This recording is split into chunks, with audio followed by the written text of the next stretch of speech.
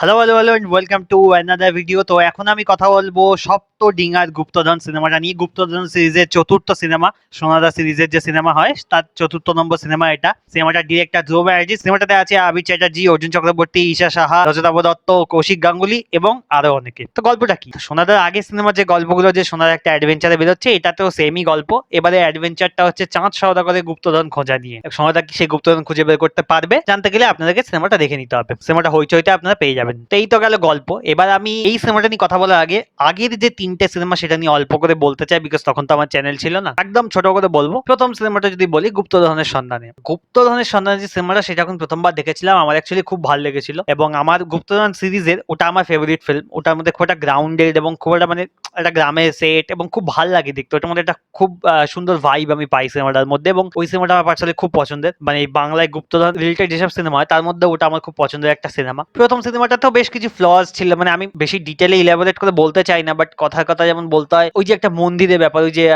ঠাকুরের মূর্তি থেকে ওই বাঁশিটা ঘুরিয়ে মন্দিরের দরজা খুলে গেলে, মনে আছে আপনাদের ফার্স্ট পার্টে? তো ওটা যে লোকটা করেছিল, মানে গৌতম ঘোষের ক্যারেক্টারটা মামা, অর্জুনের ক্যারেক্টারটা আবির, তার মামা ছিল গৌতম ঘোষের ক্যারেক্টারটা। সে ডিসকভার করেছিল এই মন্দিরটা, যে ওই কৃষ্ণর মূর্তি, গোপালের মূর্তি মনে হয় ছিল, না কৃষ্ণর মূর্তি ছিল, সেখানে বাঁশিটা এরম হাতে রেখে পায়ে চাপ দিই না, ঘোরালে না, বলছে হাতে এরকম বাঁশিতে হাতে করে পায়ে চাপ দিলে দরজা খুলে গেল, মনে আছে? এরকম একটা ছিল। ওটা লোকটা ডিসকভার করলো কি করে, আমার হচ্ছে এটা প্রশ্ন। সে কি কোনো ডকুমেন্টসে পড়েছিল, মানে মামার ক্যারেক্টারটা, সে নাকি একদিন ঘুরতে গেল মন্দিরে, র্যান্ডামলি বাঁশি ধরে পায়ে হাত চাপা দিল, ও বাবা এই মন্দিরের পিছনে গুপ্তধন। How did he discover that? সে কি কোনো ডকুমেন্টস পড়ে ডিসকভার করেছিল? আর সে ডিসকভার করে ভেতরে গেল, গুপ্তধন দেখলো।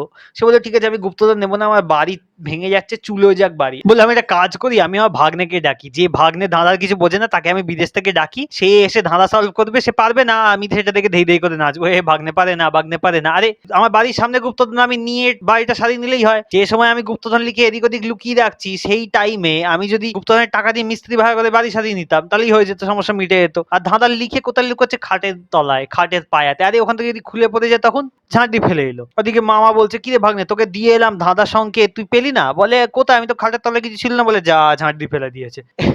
এটা তো মানে গল্পের ক্যারেক্টারটা এরকমই ফ্যান্টাসি হয়, যেখানে সেখানে ধাঁধা লিখে লিখে লুকিয়ে রেখেছে। আরে তারপর গুপ্তধনটাই কোনদিন লোকেতে ভুলে গেল। গোয়েন্দা এসছে, 5টা ধাঁধা সলভ করেছে, দেখছে লাস্টে গুপ্তধন ছিল থাকার কথা, গুপ্তধন নেই। কি না, লোকটা গুপ্তধনটাই লোকেতে ভুলে গেছে। আরে যে সময় তারা এইসব বসে ধাঁধা বাঁধা লিখে কত কাজ হয়ে যায়। এরকম গল্প এরকম হয় আমাদের বাংলা গল্পে, আমি বিশেষ করে দেখেছি। বাংলা সাহিত্যে, সিনেমায় তো এটা আছে এরকম। আর প্লাস মামার ক্যারেক্টারটা দেখলো মন্দিরের পিছনে গুপ্তধন, সে গুপ্তধন নিল না, বেরিয়ে এলো। আর বেরিয়ে এসে দরজাটা কি করে আটকালো, আই ডোন্ট নো। তো যাই হোক, সেসব বাদ দিলেও আমার ফার্স্ট সিনেমাটা মোস্ট এন্টারটেইনিং, এন্ড আমার মনে হয় সেটা আমার মতে পার্সোনালি সিরিজের বেস্ট ফিল্ম। দুর্গেশগড়টা সত্যি কথা বলতে গেলে আমি বসে কোনোদিন দেখিনি, কিন্তু আমি জানি, মানে ওই টিভিতে হয়েছে কি একটু ওই বিটস এন্ড পিসেস করে দেখেছি, বাট পুরোটা বসে যে একটা দেখা হয় না, সেরকম ভাবে আমি দুর্গেশগড়টা কোনোদিন দেখিনি। বাট লোকে বলে যে দুর্গেশগড়টা বেস্ট, বাট আমার তো ফার্স্ট পার্টটাই বেস্ট লাগে। আর দুর্গেশগড়টা আমি দেখিনি তো ঠিক বলতে পারবো না। এবং তৃতীয় যে সিনেমাটা, কর্ণ সুবর্ণ, তো সেটা যখন বেরিয়েছিল আমি তো হলে যাইনি, আমার যাওয়ার ইচ্ছা ছিল, বিকজ আমার দুটো পার্ট, মানে আমি বললাম যে ফার্স্ট পার্টটা ভালো লেগেছিল, বাট তারপর থেকে না জিনিসটা আমি বুঝতে পারলাম যে এবার একটু রিপিটেটিভ হয়ে যাচ্ছে। মানে দুর্গেশগড়টা আমি না দেখলেও বুঝতে তো পারছি যে একটু রিপিটেটিভ,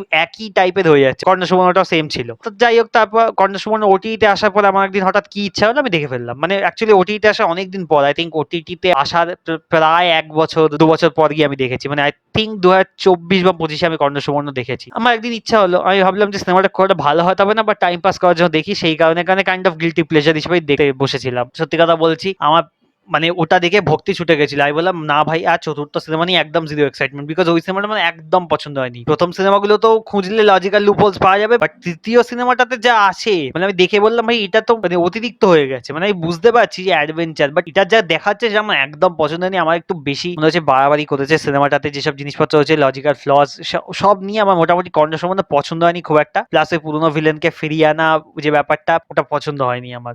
যাই হোক, তো সপ্তডিঙাতে এলো, এবং সপ্তডিঙার ট্রেলারে যখন রিভিল করা হলো যে রজতাভ দত্ত এখানেও আছে, ওটা আমার পছন্দ হয়নি। এগেন আমি রজতাভ দত্তকে দেখতে ভালো লাগে, দশানন দায়ের ক্যারেক্টারটা মজার, বাট একটা ভিলেনকে কতবার ফিরিয়ে আনা যায়?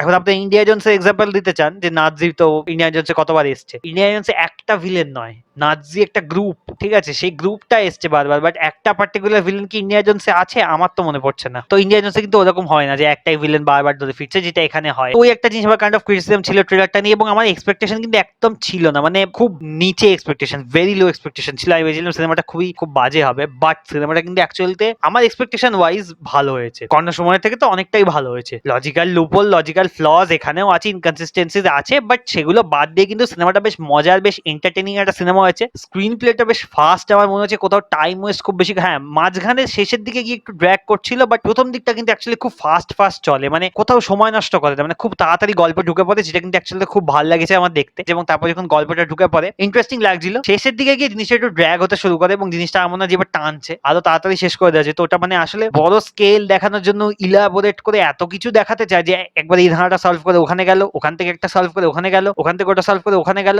দেখতে তো ভালো লাগছে, লজিক্যাল ভাবতে গেলে জিনিসটার মাথা মুন্ডু বেরোয় না যে একটা লোক এত কাল আগে এত প্রিসাইজ ডিজাইন দিয়ে এত কিছু করে গেল একটা গুপ্তধন লুকাবার জন্য। ভাই ওই জিনিসটা যা তুই বানিয়েছিল, ওই যে এত কিছু বানিয়েছে, ওই বানাতেই যা খরচ, তো গুপ্তধনের পয়সা তো চলেই যাবে সব সেখানে। অত কাল আগে বানালো কি করে এত কিছু, তারপর সুন্দরবনের মতো জায়গায় যেখানে এরকম জিনিস বানানো মুশকিল, সেখানে সে এত কিছু বানিয়ে দিল উইদাউট এনি ইনফ্রাস্ট্রাকচার অত কাল আগে।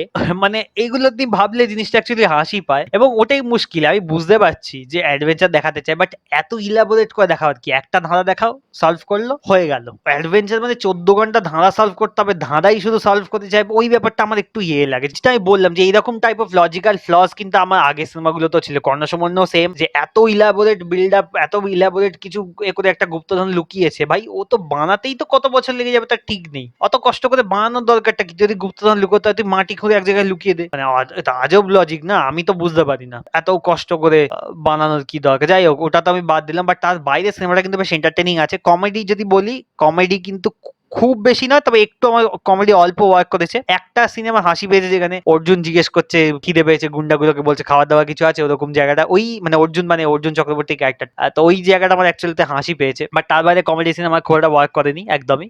আর বলতে গেলে তার বাইরে যে বললাম যে সলভ করার ব্যাপারটা আমি বললাম বেশি ইলাবোরেট হয়ে গেছে, একটুখানি ড্র্যাগ লাগছিল, ঠিক আছে, অ্যান্ড ওটা ইন্টারেস্টিং ছিল, বাট ওই খুব ইন্টারেস্টিং না, মানে সোনাদার সিনেমাগুলো যে লেভেলে ইন্টারেস্টিং, এটা ওই লেভেলেরই, মানে প্রচন্ড যে একটা এমন কিছু যেটা বসে আমি অডিয়েন্স হিসেবে ভাবছি সেরকম কিছু না, মানে আমি জাস্ট সোনাদা সলভ করছে আমি দেখছি, এরকম একটা ব্যাপার। মানে ওই আবিরা ঝিনুক যা করছে সোনাদা সলভ করছে, ওরা আছে, আমি ওরকম আছি, ঠিক আছে, মানে ওদেরও কোনো গল্পে ইনপুট নেই, আমারও কোনো গল্পে ইনপুট নেই, তো এই হলো ব্যাপার। আমি জানি শুনে মনে হচ্ছে যে আমি সিনেমাটাকে বাজে বলছি, বাট বাজে নয়, সিনেমাটা আমার যেহেতু লো এক্সপেকটেশন ছিল সেই ওয়াইজ কিন্তু সিনেমাটা অনেক বেটার হয়েছে, এবং সিনেমাটা কিন্তু বললাম যে বারবার আমি একটা কথা বলছি, এন্টারটেইনিং হয়েছে, সিনেমাটা মজা এসছে দেখতে। আমার সুন্দরবনটাকে যেভাবে দেখিয়েছে সেটাও খারাপ লাগে না, ভালোই লেগেছে। কিছু সিকোয়েন্স আছে যেখানে আমার মনে হলো এআই ইউজ করা, যেটা সত্যি কথা বলতে গেলে এআই এর ইউজটা আমার পছন্দ নয়, আমি চাই না কেউ এভাবে এআই ইউজ করুক ফিল্ম মেকিং এর ক্ষেত্রে। আর যেভাবে ইউজ করেওছে যে সিনগুলো, সেগুলো দেখতেও খুব একটা ভালো লাগে না, মানে বোঝা যাচ্ছে এআই, মানে আমার তো দেখে এআই বলেই মনে হলো। ঠিক আছে, আপনারা যদি এআই এর সম্বন্ধে একটু জানেন তো দেখে বুঝতে পারবেন যেটা এআই সিন। অভিনয় ঠিকঠাক, মানে যারা ক্যারেক্টার আছে তারা এর আগে করে এসছে, তাদের অভিনয় নিয়ে কিছু বলার নেই, তবে হ্যাঁ যার অভিনয় স্ট্যান্ড আউট করে সেটা হলো রজতাভ দত্ত, সিনেমার এমভিপি উনি। যেভাবে রজতাভ দত্তর ক্যারেক্টারটা দশানন্দা যেভাবে উনি এন্টারটেইন করে এসছেন, ওতেই মজা আসে, ওতেই দেখা হয়ে যায়, এবং ওটাই অ্যাকচুয়ালি আমার সব থেকে মনে হয় যে entertaining part of the film, তার ক্যারেক্টারটা। দশানন্দের ক্যারেক্টার সোনাদাদের মধ্যে যে কেমিস্ট্রিটা, সেটাকে যে দিকে যে অ্যাঙ্গেলে নিয়ে যাওয়া হয়েছে সিনেমা শেষের দিকে, পরবর্তী যে সিনেমা সেখানে যদি দশানন্দের ক্যারেক্টারটা আসে, তাদের মধ্যে যে ডায়নামিক্সটা সেটা অন্যরকম হবে, সেটা বেশ আমার ভালো লেগেছে। আচ্ছা, ফ্লস তো আমি বললাম ওই লজিক্যাল ব্যাপারগুলো আছে গল্পে, বাট তার বাইরে ভিলেন যে, সেটা আপনারা ইজিলি বুঝে যাবেন। মানে সোনাদাকে কিডন্যাপ করা হয়েছে কিছু গুন্ডা দিয়ে, এবং গুন্ডাগুলো ফোন করেছে বসকে, বসের গলা শুনে যে কেউ বুঝে যাবে যে অ্যাকচুয়াল ভিলেনটা কে। ওরা যদিও মিসডিরেক্ট করার চেষ্টা করেছে, মিসলিড করার চেষ্টাও করেছে, বাট সেই চেষ্টা সফল হয় না। যে সিনেমা দেখে, যে ওই ক্যারেক্টারটাকে চেনে বা যে ওই অ্যাক্টরটাকে চেনে, সে ইজিলি বুঝে যাবে যে ওই ভিলেনটা কি। ওটা খুব বোকা বোকা, খুব বাজে ছিল, মানে ওটা অ্যাকচুয়ালি সিনেমার মজাটাকে অনেকটা নষ্ট করে দেয়। যদি আমি জেনেই যাই যে ভিলেনটা কে, তা ওটা কিন্তু খুব অ্যাকচুয়ালি মজা নষ্ট করে দেয়। তো ওটাকে আমার মনে হয় যদি এরকম করতো যে সোনাদা স্পিকারে না কথা বলে সোনাদা কানে দিয়ে কথা বলছে, আমরা কেউ শুনছি না ভিলেনটার ভয়েস, ওইটা আমার মনে হয় বেটার হতো। তখন যখন পরে রিভিল হতো ভিলেনটা কে, তখন ওটা হয়তো একটু বেশি সারপ্রাইজিং হতে পারতো। পারতো। ওভারঅল বলতে গেলে খুব একটা খারাপ সিনেমা নয়। আমি যে বললাম যেহেতু আমার এক্সপেকটেশন লো ছিল, আমাদের এক্সপেকটেশন ছিল যে একদম বাজে হবে সিনেমাটা, অতটাও বাজে হয়নি, তার থেকে বেটার হয়েছে। তাই জন্য আমার মনে হচ্ছে যে এটা আপনারা যদি চান একবার দেখতে পারেন। কর্ণ সুবর্ণ যদি বাজে লেগে থাকে তাহলে আমার মনে হয় এটা একটু বেটার লাগতে পারে।